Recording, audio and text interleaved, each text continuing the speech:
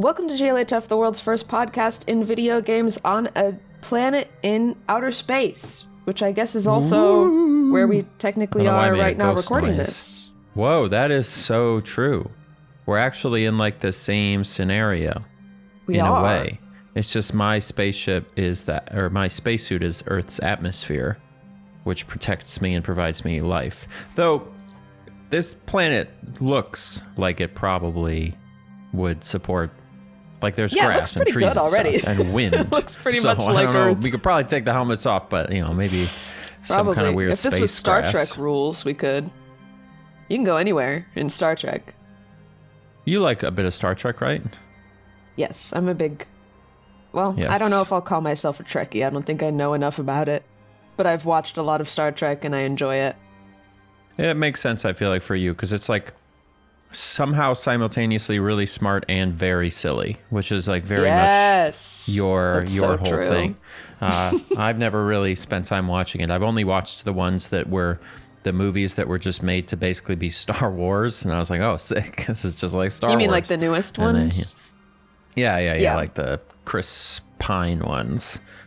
I do. There is a place in my heart for those. I think they're kind of cool. They're good movies. No, they're so totally good movies. Just very not Star Trek in sort of the the classic way that Star Trek used to be. So it's just a different vibe. And Star Trek, is it Discovery? Yeah, Discovery is the same way. That's like one of the newer series that is like every episode is an action movie where the end of the world is about to happen and they have to save it.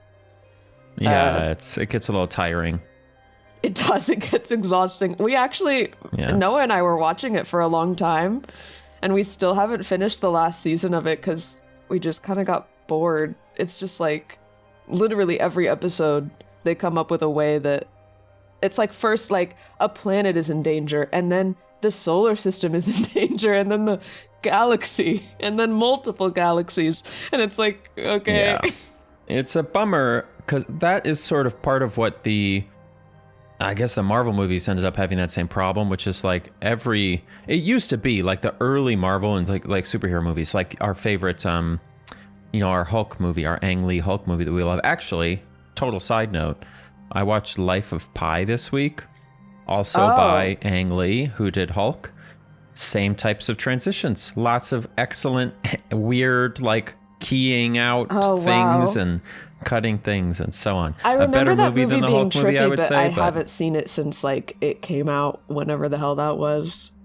I thought I was going to really hate it, and I did not. I actually thought it was very nice.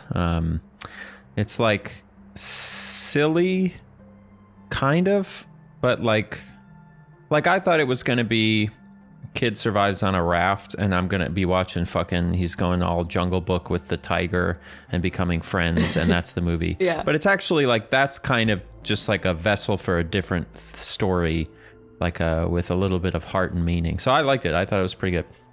Have you seen any new movies lately? Gone to the theater? Excuse me. No, I thought you were getting ready to say something like very important. No, I actually went to go see. I don't know. I'm just golfing today. Oh, okay. That's fine. No movies for you lately. I'm trying to think. What did I just go see? Something. Wuthering Heights. I haven't seen that yet. I want to, but I didn't know anything about the book. I just, I'm a sucker for a period drama, romance. Yes. So I usually go see all the movies that are like that. But I had never read the book. I didn't realize that, like, apparently there's a lot of controversy because the male character in the book is supposed to be not white. I don't know exactly because I haven't read it. Yeah. But basically, like, that's supposed to kind of be a part of the story, is that there's like a racism element, and then he's just white in the movie, so it doesn't really make sense. So I didn't know about that. Well, he's not just white, to be fair. He's Jacob Elordi, which is a special kind of white. He's extremely I don't know if I'm thinking of the right guy. His jaw is like he's like a perfect specimen of a guy. He does have a crazy jaw, and maybe that's just not my type. I'm not sure. I don't really see the appeal of Jacob Elordi specifically. Oh, this is not who I was thinking of. Who was I thinking of? Wow, this guy does have a nice jaw too, though. Gee, this can't be real. What do you This mean? is not a real person. He looks like Spike Spiegel from whatever that anime is. This is crazy. He does. Is this actually what people look like, dude? Do you see the one with the yellow? He's got the yellow a collar and just like his. Yeah. He had some kind of. He did that. What's that thing? Got some crazy proportions. Yeah. Buccal fat, is that what they call that? You take that away? He doesn't quite look like that to me. He'd be a little more hollow. I don't know what that means really either, so. That's like really hollow cheeks. Hollow. Yeah, give me that. I want to look hollow. I need a procedure to No, make me literally. look hollow. I mean, it kind of makes you look dead. I'm not really sure what the appeal is. Who is like the go-to person I should look at for what that does? Oh, I can just search up. Okay. I don't know who's like if it's like really true, like all the celebrities that they accuse of having done this. I don't know. Okay. Yeah, I'm looking at some right now.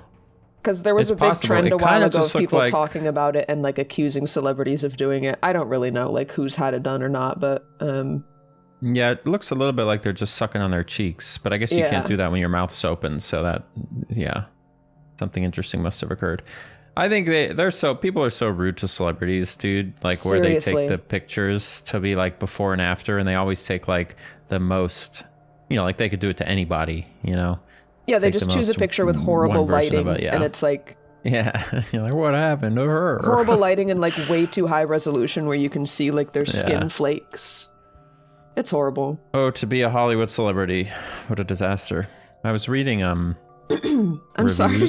Now I'm very conscious of when I'm coughing. Keep going. Nobody cares. No, you talk while I cough. Don't even edit it out. Okay. I was reading original reviews of Wuthering Heights because Ashley went to go see it. Okay. And I was like, what even is that book? Because in my head it's... Of the book? Of the book when it came out. And there was one review. Let's see if I can find it right here. Wait, isn't it like an old book? Yeah, it's from like the 1840s or something, 1850s maybe. I'll just have to Control F suicide here. Here we go. Here's a review. The reviews for it are crazy. People were really up in arms about it when it came out. So this review says, quote, "How a human being could have attempted to write such a book as the present without committing suicide before he had finished a dozen chapters is a mystery." That's a crazy thing to say in 1840. Yeah. Also, wasn't it written by a woman? It was. I don't know, maybe it was like a hidden thing, but the review says he. I guess everybody was doing pen names, acting like they were men, so people would buy it. Yeah, the reviews it's a funny read on Wikipedia if you go. Interesting. Read how people so maybe I should just read the book at the time. But it seems very good. Wait, so you said Ashlyn saw the movie. Did she like the movie? Yes. She did like it. I think her opinion was like not really like a perfect movie, but very, very cool tone and just like a really cool vibe. That's what I'm thinking. But yeah, she did enjoy it. That's what I'm kind of hoping for is just a cool vibe, because I know Charlie XCX did the soundtrack, so I was interested in seeing it. But it does suck about listen to that album. The Jacob Elordi of it all. Yeah, you gotta wonder why they. I mean, it might have just been one of those things where they're like, I don't know, he's the guy that I knew, when he walked into the audition and I just liked the energy, so that's what I'm doing. But it did seem like that, at least from my understanding, that was like a part of the book, plot-wise, so I don't know. Yeah, I mean, it's probably one of those things where the executives want to hire famous people. I was actually just listening to Caleb Heron's podcast. I don't know if you know him. Shout out, Caleb. Yes. He's so funny. I love his podcast. He was talking about how he wrote a movie or something that didn't end up getting made, but when they were talking about the casting of it in all these casting rooms, when people would bring up like good actors that they'd seen and stuff that weren't necessarily big names or didn't have like good social media following or whatever, and the executives in the room would literally use the words, "Okay, but she doesn't have value." Like, they would say that about people. They would say, this person doesn't have value. This is what I'm saying, man. It's like, yeah, to like be part of that. And I get it that like all industry is like that. You're going to like boil people down to like a thing. But I feel like for like like Hollywood, and then like even athletes, like just the way people talk about like your body and your worth and your like capability in such cold terms is crazy. That's true. Really when people are like, "Oh, this guy hurt his knee. He's not right. He's not Can much he longer." do it anymore? And I think he's too old. He's 34 and he's a worthless old guy now. Exactly. And it's like such young ages that they start talking like that. They're like, he's going to age out. Let me play football. But, oh well. Yeah. It is what it is. Anyway, would you rather be famous for sports or movies? You can talk about your actual topic now. I started derailing you. I love how quickly you come up with random questions, though. It's very impressive. It just depends on the day. I'm having not a white boy, or a white monster. I'm bringing out the white monster in me by drinking a white monster. I thought you were just going to say you're having a white boy day. Every day is a white boy day when you're a white boy. Pissed off for no reason, so that's the true white boy day. Yeah. Every day is a white boy day. Wow, so you're a monster drinker. I don't even know what they taste like. I've never had an energy drink in my life. I cycle my caffeine intake. I say this, every fourth episode, but I was trying to and I kind of am still trying to cut back. It's an eternal battle. I was pissed off, so it's an eternal battle, truly. And it's not meant to... And healing is not linear, you know? It never is. And sometimes it's actually just cyclical. Like you just get to have days where you're on top of it and days where you're not. And that's how life goes. It's like my 1 to 2 root beers a week when I quit soda, you know? What? Wait, did you talk about this? Yes, I have multiple times. Okay. I don't remember drink you talking soda. about quitting soda. I don't remember this 1 to 2 root beers thing. I don't drink soda with caffeine in it anymore. I just have a little coffee in the morning because I have sleep issues, so I'm trying not to do caffeine throughout the day. So I successfully, I used to have a Dr. Pepper, probably like 16, 20 ounce Dr. Pepper every single day in the afternoon. That was like my thing. And I don't do that anymore. I haven't had a Dr. Pepper since I quit soda with caffeine in it, which is crazy. And are you sleeping better? I think so. Okay. So like a modest improvement, not like a dramatic, it's crazy, also whatever, but... I'm not necessarily going to notice the improvement just from this one thing. It's like the combo of just like generally taking care of myself that I think is gradually making things better. So that's like one part of it. But I will allow myself 1 to 2 root beers a week, usually if we go to a restaurant or something, because I like having a little soda when I go to a restaurant, you know, sue me. Yeah, but I'm doing better than I was before, and that's what's important. Yes, exactly. And you may later do worse than you are now, and that's also okay, you know? It's all gonna because we can always get back on track. Mm-hmm. And sometimes your soul needs that root beer or that monster or whatever. Sometimes your soul needs that root beer, that monster, or those whatever you're trying to ingest, you know? Sometimes your soul needs it. Talk to me about that this week. I would like to talk to you about actually an astronaut-related topic. Oh, wow. How fun. This has, speaking of like what is and isn't on Wikipedia, this has a lot of information on Wikipedia, so you might already know about it. Or a lot of people might already know about it, but I didn't know about it. It has to do with an Apollo mission, Apollo 15. I don't know much about Apollo 15. There was a stamped envelope scandal on Apollo 15. Okay. Have you heard of this? Right. Sounds thrilling. Tell me, fill me in. So, Apollo 15, just for some background, was the first mission where they used the little rover, so that's cute. And Isn't that crazy that people got to drive a car on the moon? Yeah, it is crazy. So nuts. It's also They're crazy. Like, come on, get in. Imagine getting to say that on the moon. Get in. A shotgun. That's a crazy thing to say on the moon. It looks so fun. I want to do it so bad. I wish I could go to the moon. Unlikely, but... Highly unlikely, yes. So the 3 astronauts on that mission were David Scott, Alfred Worden, and James Irwin. Okay. And basically, they, this is what? I should have looked up the year of this. What year was this specifically? Probably like 1971 or something. Early 70s, because they were done by the mid-70s. Wasn't 15 the last one, or did they do 16? Okay, 15 was 71. I'm not sure. I should know. I should just get a book on the Apollo missions and know everything about them, because I love the moon. Just gotta walk around in my dad's basement. You'll find them laying all over the place. So this is 1971, and back in the 60s and 70s, people were obsessed with stamp collecting. They were, notoriously. Notoriously, which Yes. I've recently learned is called, like, people that are into stamps, or like the subject of like being into stamps, is called philately. Yeah, I've heard that word before. I don't know if I'm saying that right. Philately. Philately.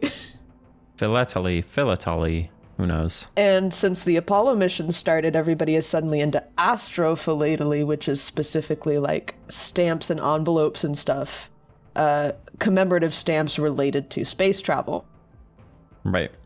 So basically all 3 astronauts on this trip ended up taking stamped envelopes on the mission on Apollo 15 to the moon and back without telling NASA, so they like smuggled them.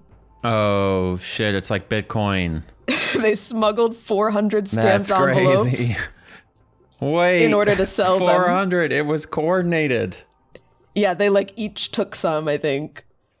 Holy cow, that's genius. In order to sell them. What was the salary later. of an astronaut? It was really fucking high, actually. Salary. Was it? I was reading the Wikipedia for it. There's a huge, long Wikipedia article about this because it was like a huge public scandal when people found out. But this part of the Wikipedia article seemed kind of shady because it was talking about how much money they were going to get for doing this, which was only, they were each going to get $7,000 to run this scam, which is like... Wait, I'm sorry. Did I miss something? 'Cause I was trying to read about their salaries. They were each getting paid by who? Because I thought this was innocent. I thought this was just a couple of guys going, you know, it'd be funny. We could bring some stamps up to the moon and then come home and sell them. There was a bit of an orchestration by a third party of this. Okay, that's correct. For the Apollo astronauts, it's crazy. But so they were each going to get $7,000 to do this, which is the equivalent of like $50,000 today. So it's a decent amount of money. But they were making, their salaries were like $2,000 a month, which would be something like $15,000 today a month as astronauts. Yes. So they were already making a pretty decent amount of money. It sounds like they were getting paid in like modern amounts, like roughly like $100,000, which actually is not very much to go to the fucking moon, if you think about it. Yeah. Like that's but you also pretty... get to go to the moon. Yeah, but you might die. Like think, This I is guess true, it's yeah. like probably like the odds of dying are like insanely high. Now, 50 years earlier, your odds of dying in any factory were probably higher, I guess. Maybe not higher, but $100,000 to go to the moon. Also, apparently, one of the reasons that they had to justify doing this was because they needed more money to leave to their kids. Because I guess on previous Apollo missions, the astronauts had gotten like free life insurance, and then on Apollo 15 they didn't. They weren't giving them life insurance anymore. To go to the moon? I'm with these astronauts. They were doing the right thing, actually. This is completely reasonable. How many more dollars do you think it cost NASA because of the extra 0.6 pounds of weight?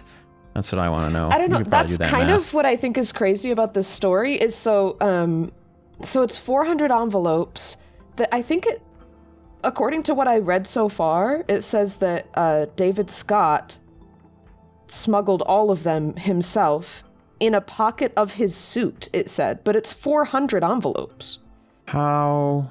Like, I guess the suits are bulky, but how are you fitting 400 envelopes in a pocket? He taped them all over his naked body, like in Wolf of Wall Street, where she's got all that money. It's like, oh yeah, it's no problem. He was like, I gotta just get dressed, you guys. All right, so according to, we're gonna do some quick math here. This is just a Reddit comment, but it looks like there's math in it. According to this, it's about $120,000 per pound to send to the moon. $120,000 per pound. So weight of an envelope with a stamp on it is a standard 1 ounce letter is about 28 grams. So how many envelopes did you say? 400. 28 grams times 400 is 11,200 grams. How many pounds is a gram? How many pounds is a gram? Do you know? I'm asking you. No, I don't know.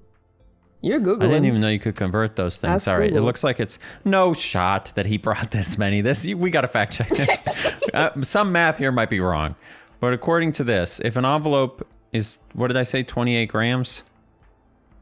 That sounds like too much. 400 envelopes. An empty envelope doesn't weigh that much. According to this, 400 envelopes would be 25 pounds. No, so there's no way that he was carrying. Oh, Lord. But I did just think it was interesting because you hear so much about, with space travel, like needing to know exactly the weight of everything. Like that's why they catalog everything that they bring and the weight of it and how much they're going to use. Like, yeah. So it seems crazy that obviously as astronauts they would know that, but they still are like smuggling stuff without telling NASA.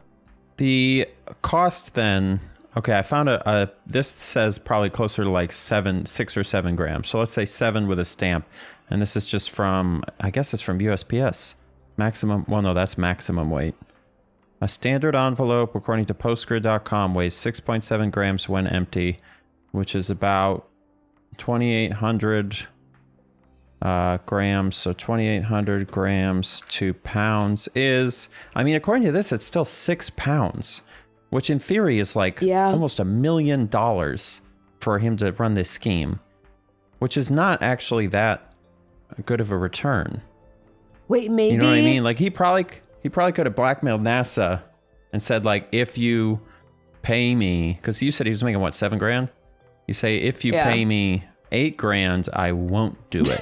And then you'll save money on the trip to the moon. And then, of course, they would have him assassinated. No, but like, who knows if all that math's right, but imagine if he somehow, like you're saying, had them all taped to his naked body under his suit.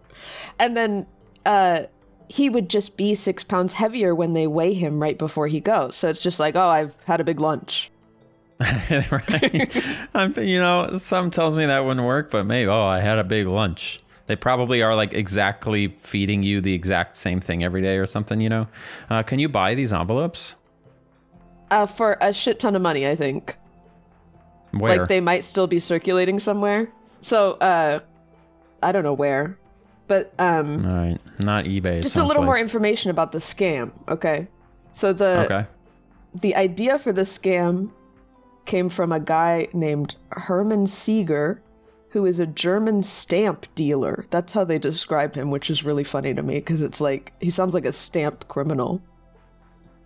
But he meets a guy on a bus, Horst Ehrman.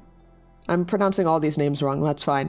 These are all on a bus. He meets a guy on a bus on the way to see the launch of Apollo 12, because they're both just like interested in seeing the launch. And this guy Horst knows a lot of astronauts because he's a contractor for NASA of some kind. Okay. So Seeger, the stamp dealer, is like interested in knowing this guy because he has this idea of like, we could sell like stamps and envelopes that have been to space. So he invites the contractor guy over to his house and is like explaining the scam and trying to get him to convince the astronauts to do it. So the idea comes from Seeger, which is why some of the envelopes, you could try searching for like Seeger envelopes or Seeger covers is what they were calling them. They keep calling them letter covers instead of envelopes, which maybe that's like an old-timey term for it or something. But it's Sieger.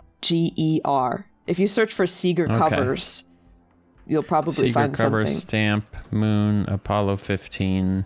I'll figure it out. It's hard to tell because you can find stuff called kind of that, but it looks like more like official stuff that was like signed by the astronauts. So I don't know. I'll have to do some research, and next week I'll have a little show and tell for you. We'll do a webcam pod. This guy Horst invites the astronauts over for dinner and convinces them of this scheme, and is like pulling at their heartstrings because he's saying this will be a way you can leave money to your children. And so they agree to do it, which is still like kind of sketchy because obviously, like I said, I'm sure they knew about how important it was to NASA to catalog everything. So like they they had to know it was wrong, basically, but their excuses after the fact were all like, oh, we were just innocently like trying to earn a little extra money for our family. Yeah. I mean, you got to remember that by this point, Apollo 15, nobody cared that anyone was going to the moon anymore. Like Apollo 11, people were like glued to their TV. It was like 6 trillion people watched it live. And then Apollo 12, it was like people already were kind of like, who cares?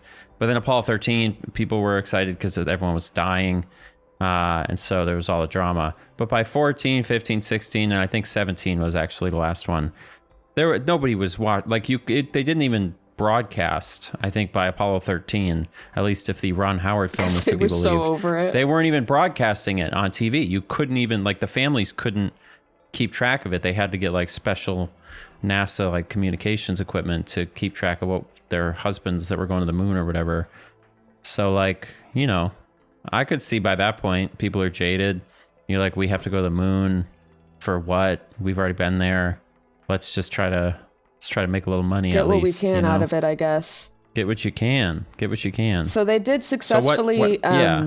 They did it, and I guess the deal was that the astronauts themselves were like postmarking the envelopes on the day of launch and then on the day of landing back to Earth.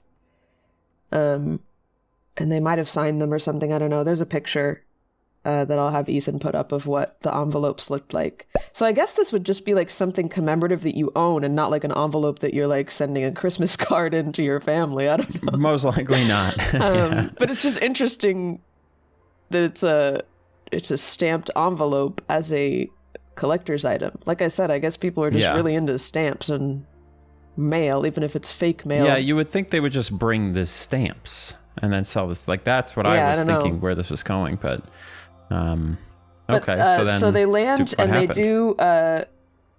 they sell some of them to Seeger, I think, and then they get caught. Somehow the secret gets out through like a friend of a friend telling NASA or whatever. And then there's like a huge media scandal about it. And NASA's super mad at them, and they're having to do all these like hearings about it, and they're making public apologies. And it sounds like, honestly, that they were like humiliated to a degree that maybe was not appropriate for the crime. But none of them ever flew again. Like they all had to retire as astronauts, basically. Dude, how embarrassing! And they had to give the money back. Like what's that call? You get the ring, ring, ring. Johnson residence. Yeah, Al. I don't even remember what you said the names of these people were, but like David. Yeah, Al. Actually, one of them was Alfred Warden.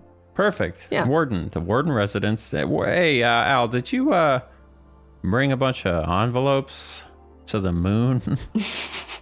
Huh? You did. Yeah, I did. Okay, you're fired forever. Like that's it. You can't do that. It's not allowed. I did find a website called moonpans.com that is allegedly selling one of these covers that flown on Apollo 15. For what? So apparently for $8,795. It's actually not as much as I would think. Yeah, I mean, if you think about it, what's the demand for this going to be? Like, how many people out there actually would want one of these, you know?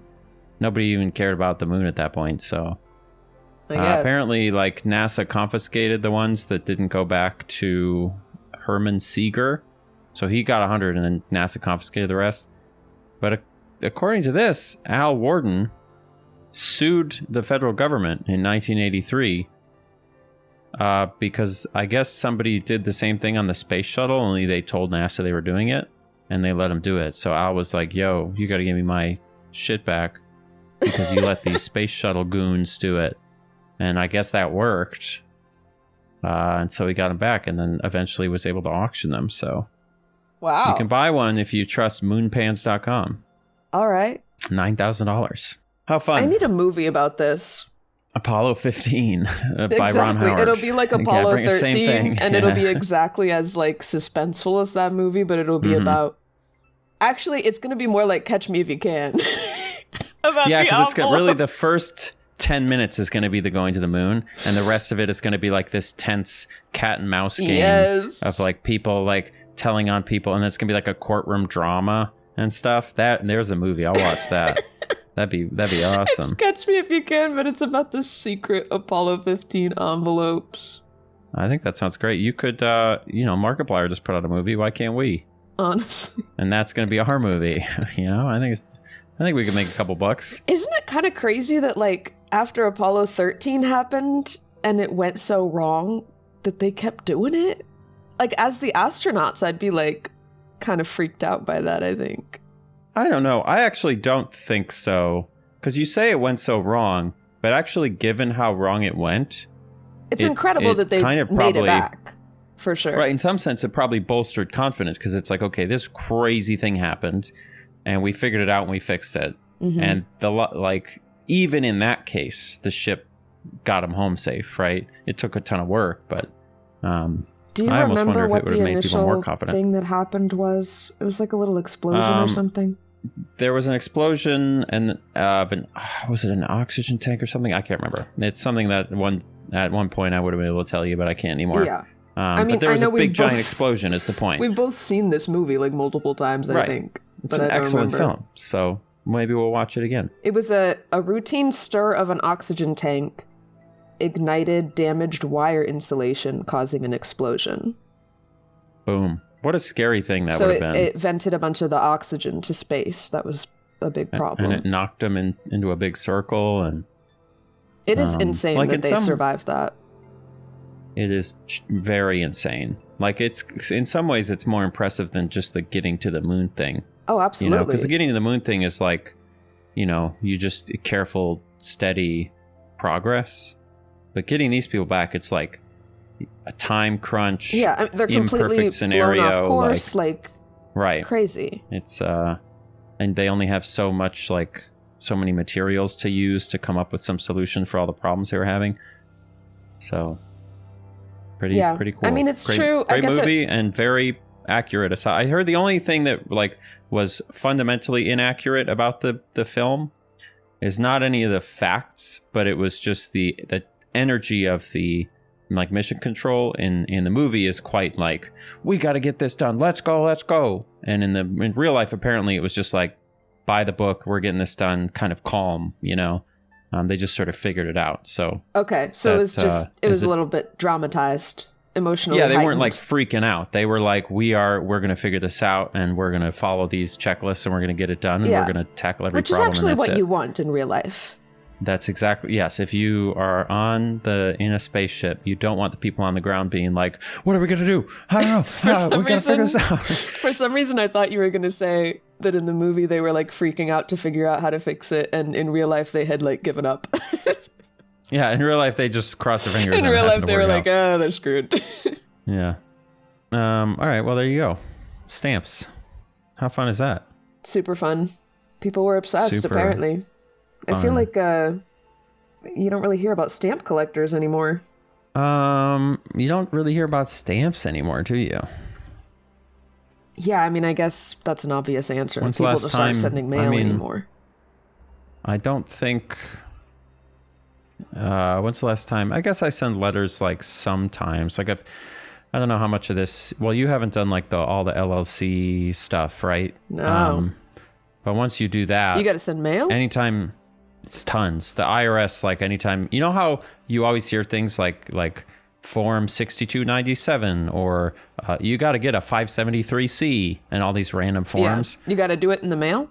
A lot of them, mail, or sometimes they'll take fax. It depends on which forms. But like anytime you want to update things about your company, your business, you usually have to fill out these forms and send them off. So I guess we've been doing a little bit of that. That's crazy. The damn IRS, man. I don't know. I kind of love them. Is that a hot take? Yeah, I like those guys. They're the only damn people making money for this to run the government. The only people who are actually able to do that, And they're just a bunch of hardworking pencil pushers. Those are kind of my people. It's definitely a little overly complicated, though.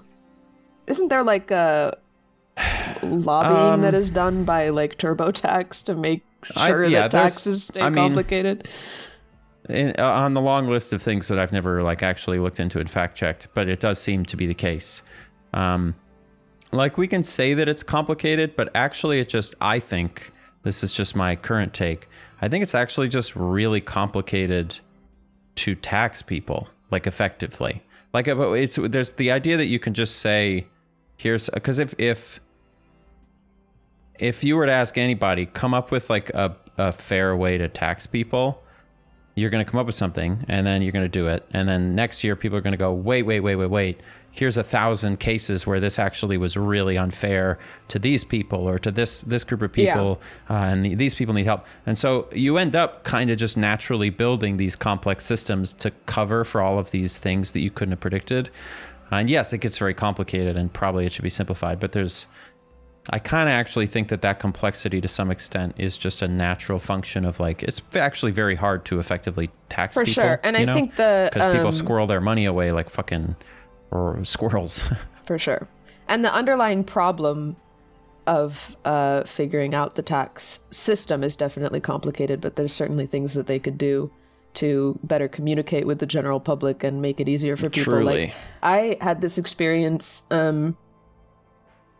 with and I'm still waiting on the results of this, but when I was filling out my UK tax forms to be able to sell things in the UK and pay their sales tax appropriately, they just have like a online wizard for it, and it was actually easier than signing up for the EU one. So say what you will about Brexit, this was easier for me than the EU taxes. What are you laughing at?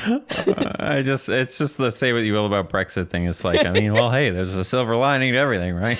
But they did have this like really simple, there were just like a couple of words that they were using that were like Britishified that I had to look up like what that actually meant. For sure. But overall, it was like very easily understandable by a layperson. As far as like what's the information about your business and stuff. They had little like tool tips like they do on tax prep wizards where it will like tell you more information about the question or whatever. And I was able to do it all by myself and like feel confident in my answers to everything. So they kind of have like a TurboTax style thing. Yes, it is possible for a government to create a usable system for the public. That I completely agree with. Yeah. I think I'm just saying the underlying complexity is kind of just like the problem. But yeah, I totally agree that it is insane that you like get out of high school and then they are like, figure this out now. And you're like, wait, none of this. Yes. Nobody told me how to do any of this stuff. They could have like a whole high school class about taxes, and they should probably. And maybe they should call it something like civics or something like that. And they could teach it maybe K through 12. They could do it every year. Teach you a little something about how the government works. But so true. I wonder if kids even learn how to write checks anymore. Because I remember learning how to write checks. Go find a kid. Give them a checkbook. Tell them to send you. Tell them whatever. Tell them if they can figure out how to do it, they can put any amount there, and you'll give it to them. Tell them they got to figure out how the check works. Say, here's my checkbook, kid. They do write one to themselves. Yeah, they won't be able to do it. I mean, I've heard they don't even learn cursive anymore, so I wonder how they even sign their names. Just they draw a line. They just draw a single line. Yeah, just print it. It does say the instructions on the check. Technically, you just have to have confidence that you're interpreting them correctly, right? Yeah. Pay to the order of, You know what amount. I was wondering though, is when you like I only know because I was taught that when you write out the amount in English letters, like you write the number and then you write like 5,000 like in English. Yeah.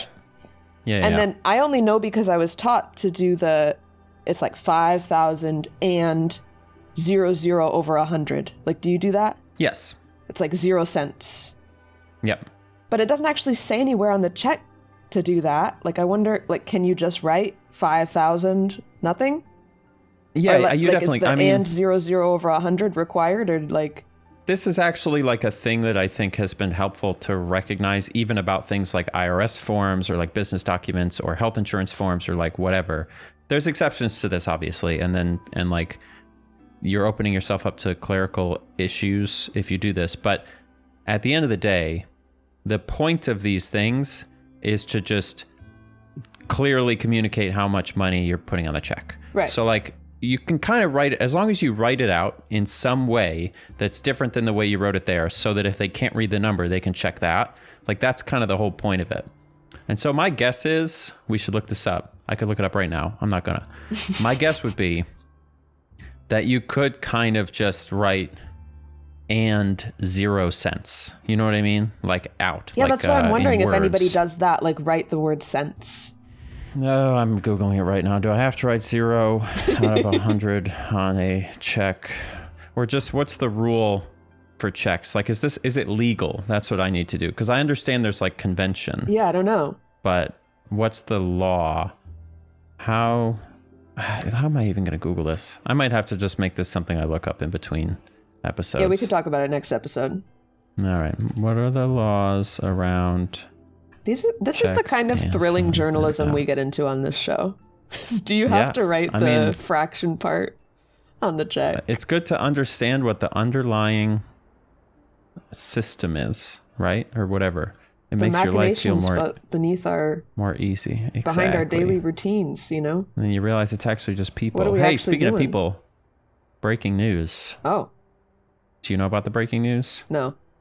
All right, well, I hope I'm not the person who's breaking this to you live on the pod. I think someone Instagrammed me about this. Quote. You're scaring me. You ready? Quote. What?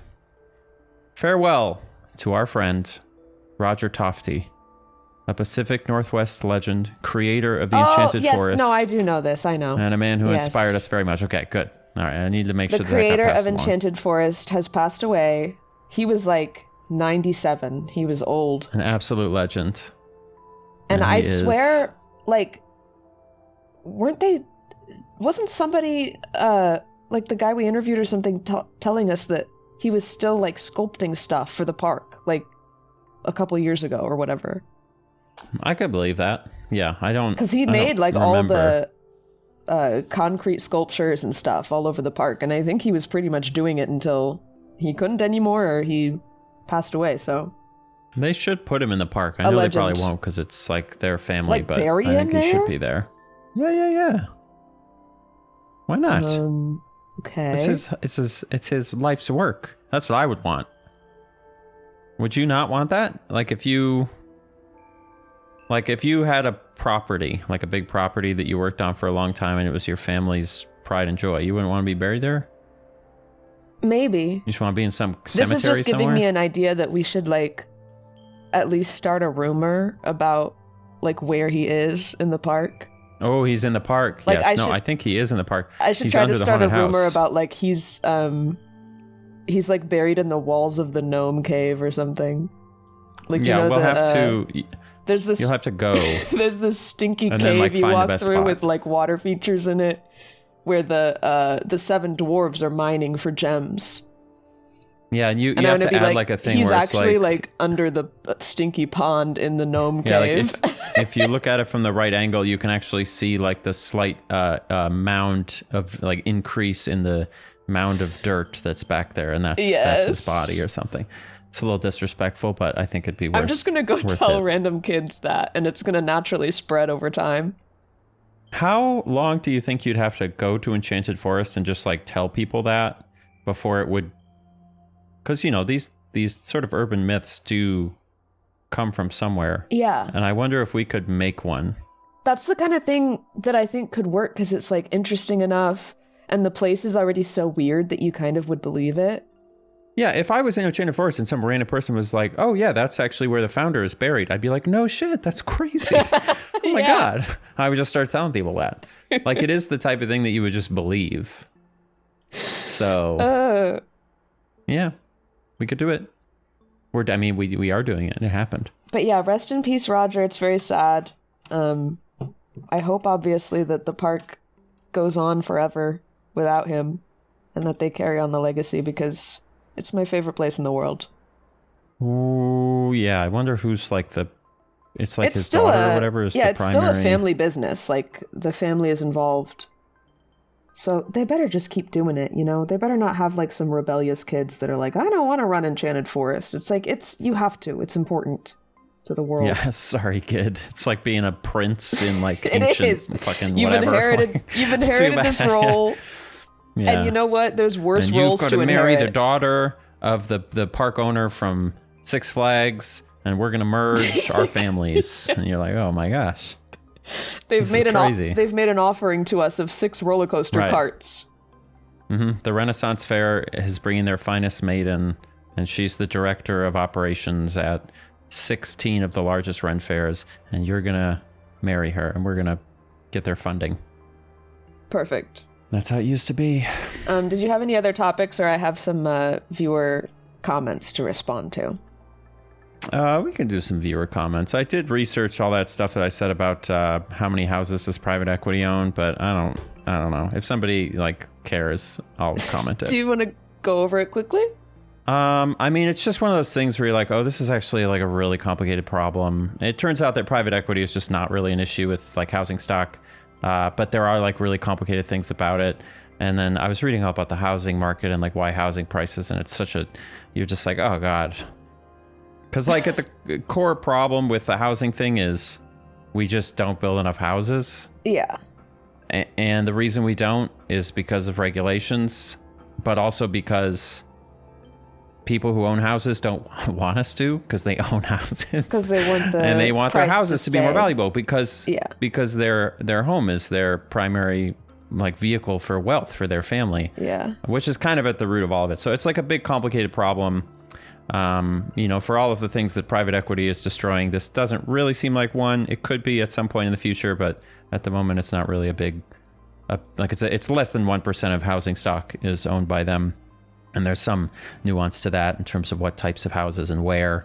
And there's some places and neighborhoods where it is a problem, but broadly speaking,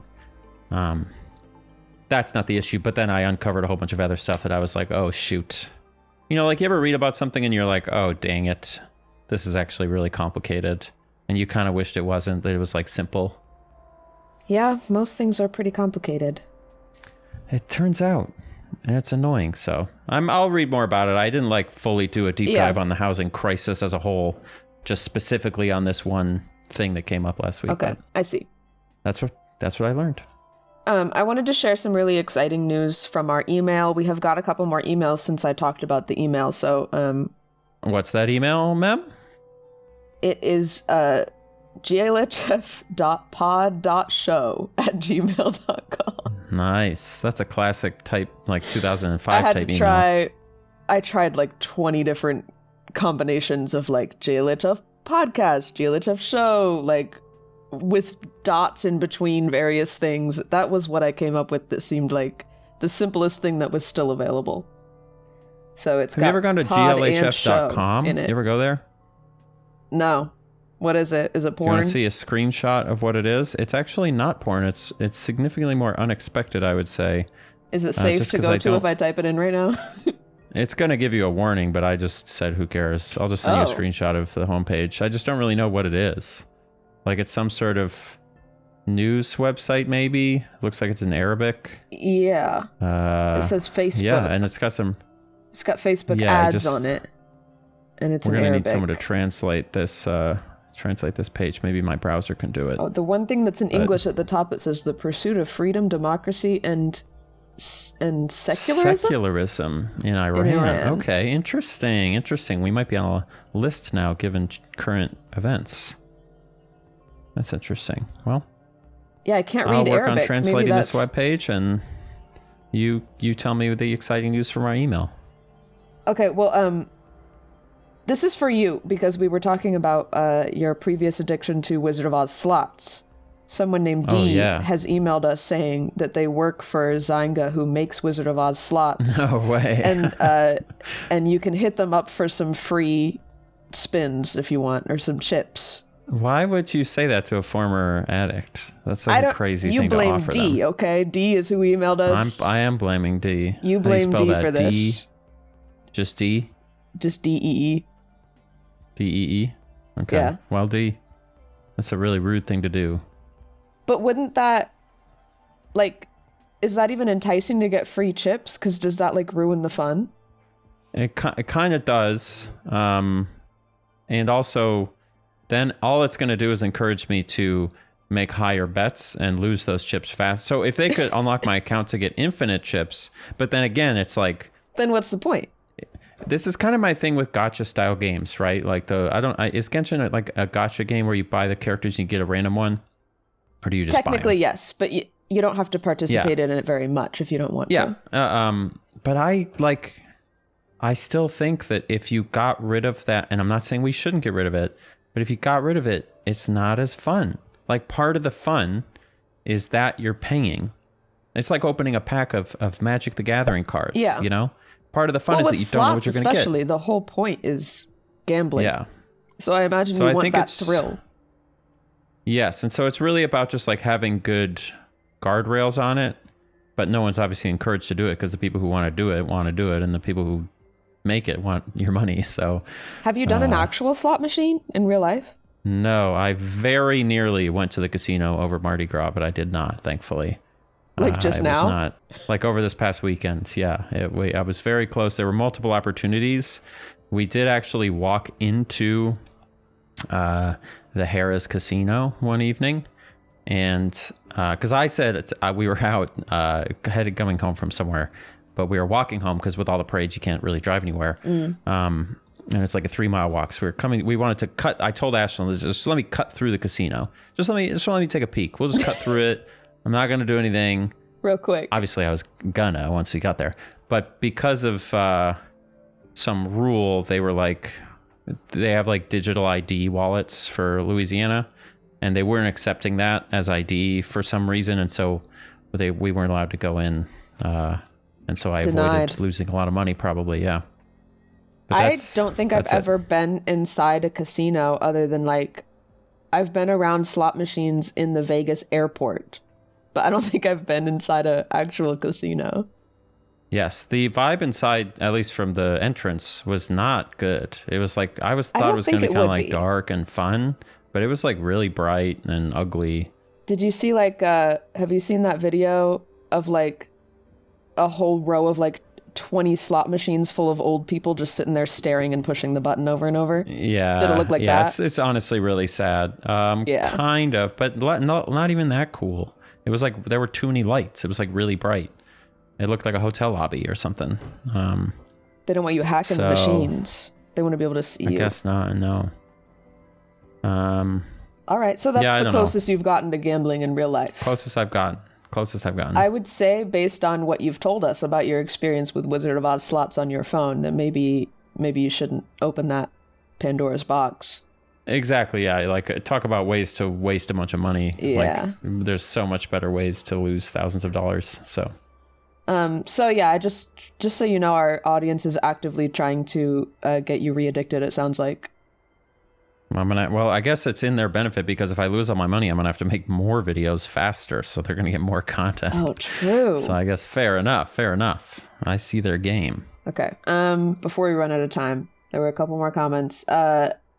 Sarah Bay, I'm not sure how to say your username. Sarah something.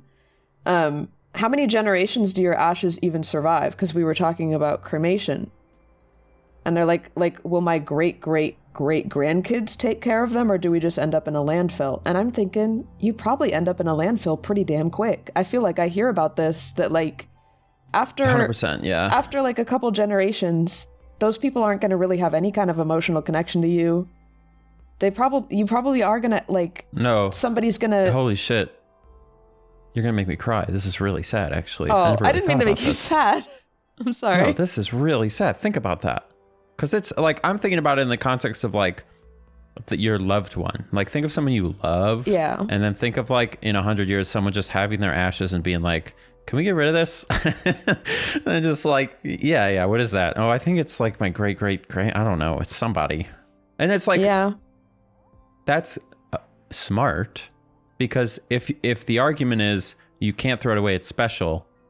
People, 500 years from now, people are going to be walking around with 76 bottles of urns of ashes because they can't throw any of them away. Exactly. So it does have to get thrown away eventually. And you don't know anybody with like a bunch of urns of people, so they probably do. After like a couple generations, they're probably gone. So scattering them is the move, really. Yeah, I wasn't thinking of it as a sad thing too much. I mean, it's just the circle of life, right? We are all forgotten eventually.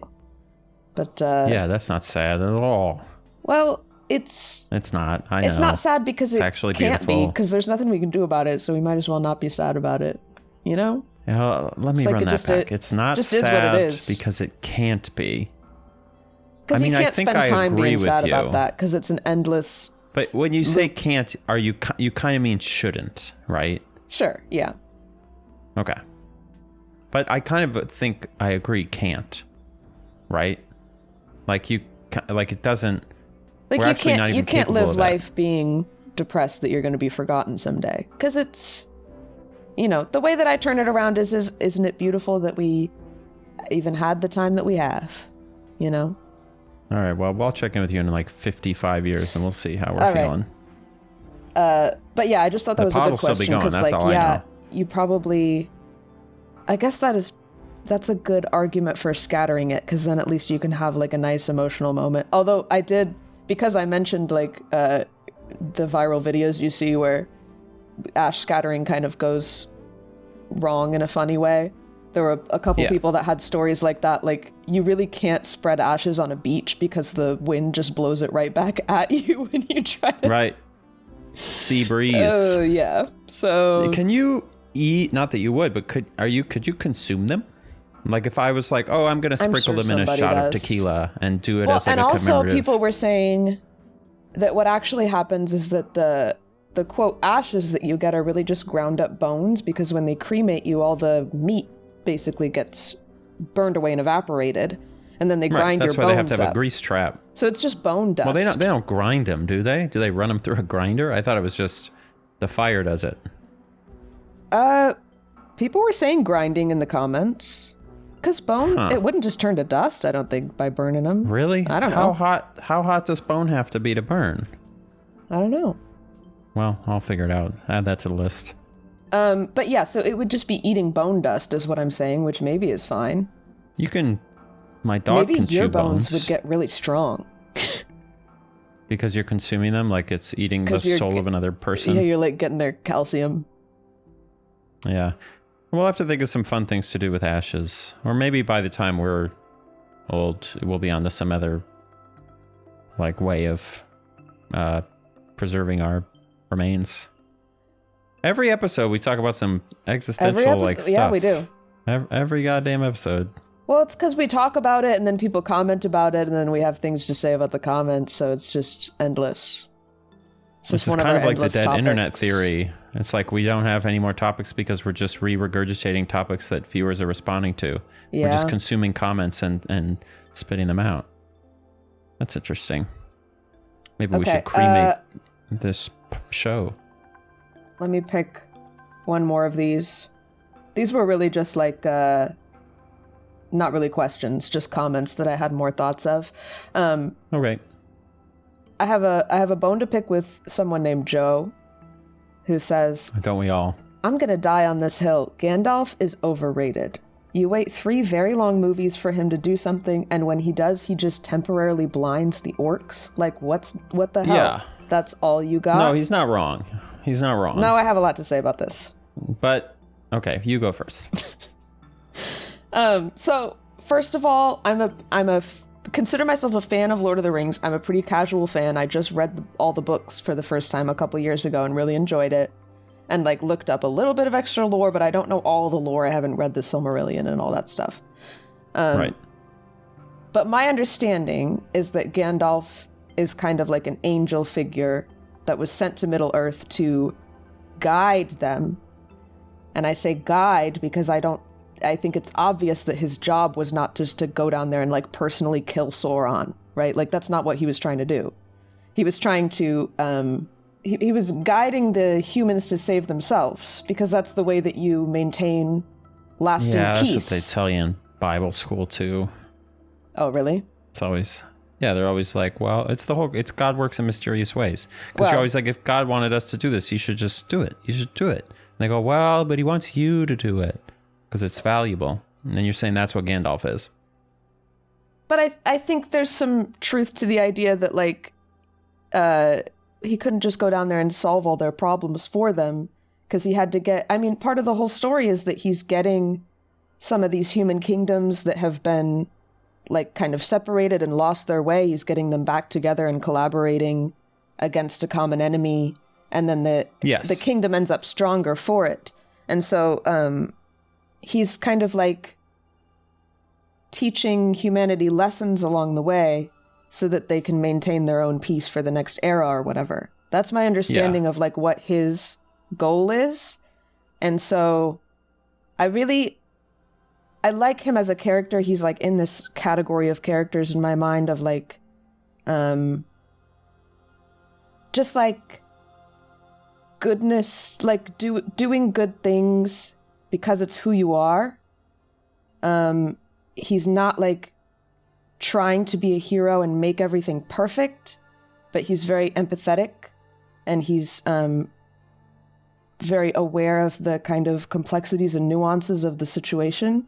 And he's just doing his best to be empathetic to these different groups of people and kind of like get them talking and guide them gently onto the right path, rather than just taking over and saying this is how it needs to be, because that wouldn't be as effective long term.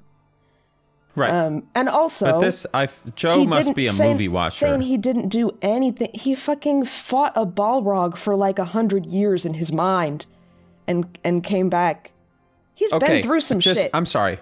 But in Joe's defense, because I agree with this, that they do not explain that in the movie. I did not understand that at all. I was like, first of all, what's going on and why is he acting so weird? It's because he lives like a whole lifetime in another dimension or whatever. Yeah. But they don't, like that movie, as beautiful as it is, there are some things that like are these big kind of complicated ideas that they do just kind of like say a quick line about and just like move on from, and you just accept it. For sure. So maybe you'd understand more if you read the books. Yes, maybe Joe's a movie watcher, not a book, because I felt the same way watching the movies, kind of like with the, in the movies when he brings all those green guys, Aragorn brings all the green ghost guys, I was like, oh, that's kind of lame. Like that, it sort of like deflates the tension. Because just like suddenly, I guess he just has a super powerful and they just win. And I'm sure in the books it like they explain it better and it's more arduous and more of like this moment of Aragorn like bringing in this race of ghosts to sort of assist. Yeah, there's more detail for sure. Yeah, the movies do like have to condense a lot of complex ideas.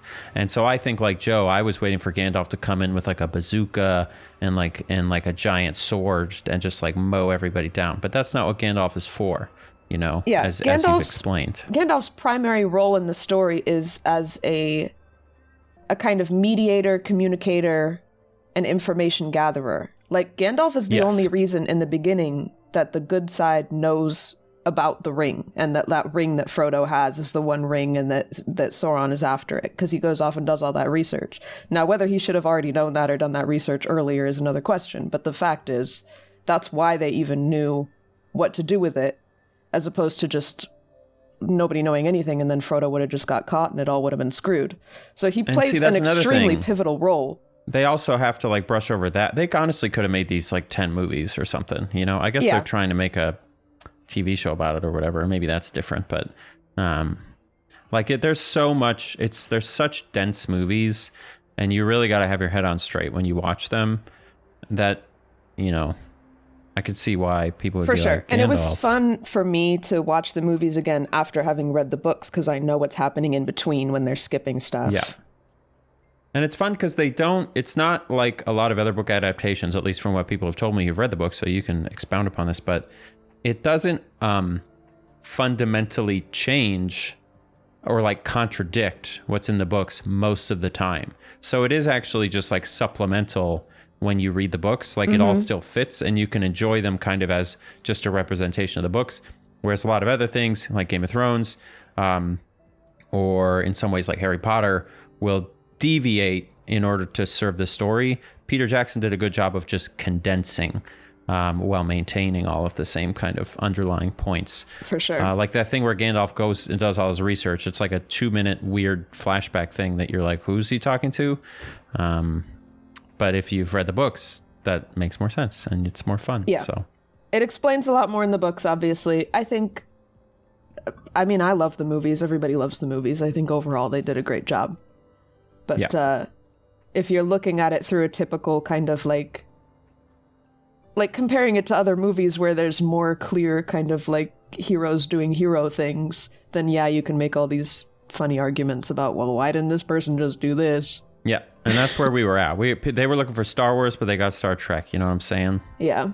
But I love Lord of the Rings. I love Gandalf. I'll always love him. So don't talk shit about my man. Don't talk shit about my man. Don't talk shit about Total. Do you want to do that last question? Just because it's the last one or the last comment? What one? Didn't you say there was 2 more, or did I totally hallucinate that? Oh, no, yeah. I mean, it's just another comment. I don't know if you have to go. Do you have to go soon? Not for 15 more minutes. So okay, we can quickly. This is, again, it's not a question. But Badger of the Sea said, most of the entire reason that Harry Potter was successful in the first place was the set design and the prop department of the movies, which I totally agree that the, who even knows how much... Supposedly this is like the same as J.K. Rowling's vision, like she was involved or whatever. But what? Hold on. Weren't they like? Pardon me if I'm not to say anything positive about J.K. Rowling or anything associated with her, but weren't they like the most successful books like ever at the time before the movies were even like a twinkle in somebody's eye? Well, right? Yeah. Okay. Am I crazy? Yes, books, yes. But so when we say the only reason it's successful, it's like maybe successful wasn't the right word, but at least I mean, like having this cultural staying for, power, amusement parks, and all of this stuff is because of the movie's visuals. Yeah, I think the movies contributed.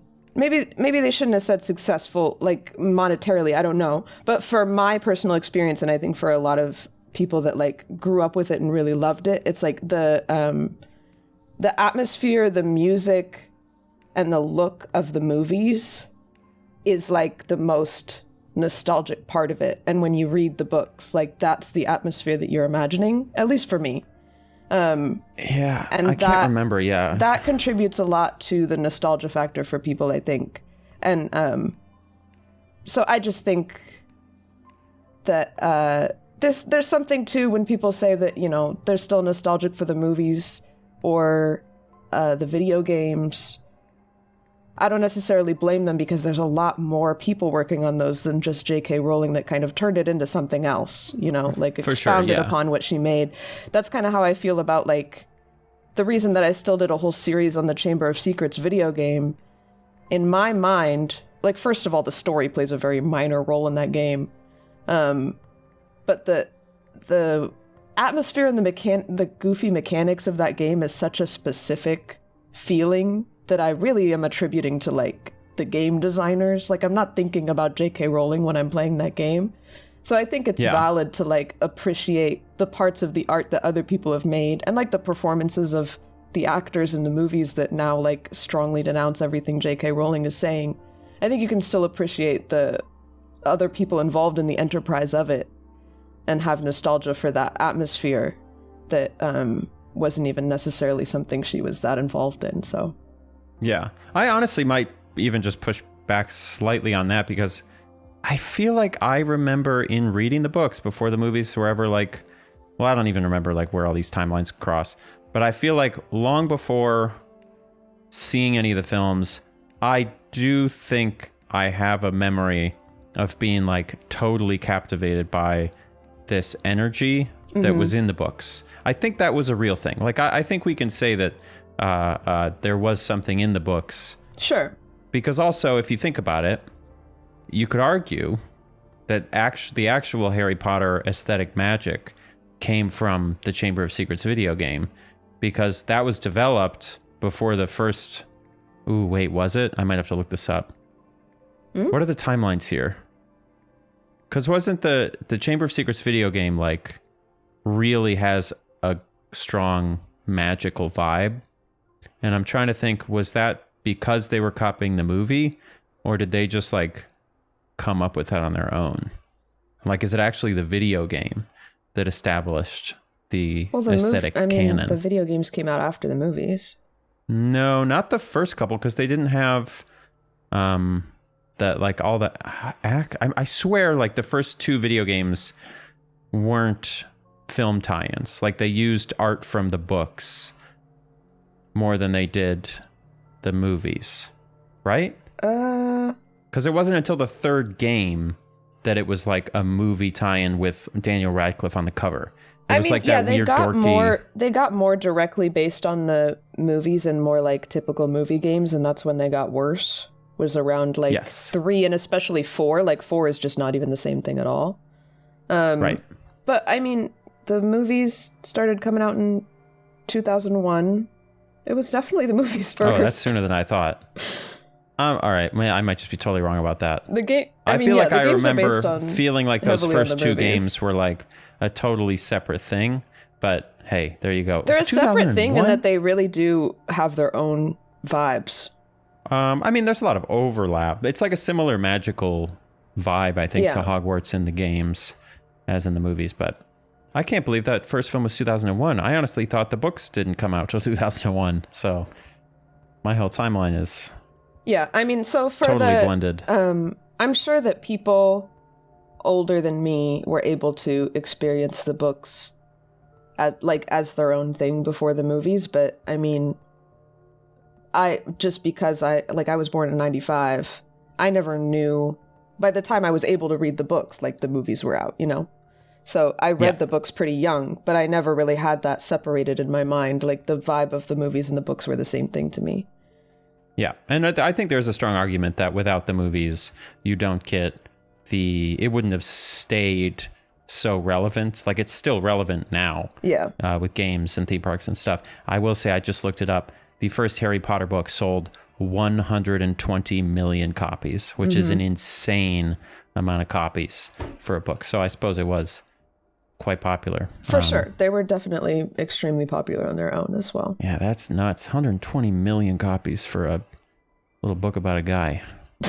So true. It's kind of what it was. Just a little guy. Just a little dude with a couple of glasses. With one glasses, I guess. You gonna go for a run? Okay. You gonna run around here on this little planet? Yeah, for sure. And what a fun... I feel like this game would be fun. Is this a hole that you made, or was this just a random cave I found? I'm flying up to the moon. I'm getting out of here. Okay. Bye. This feels like the Rapture. The Rapture.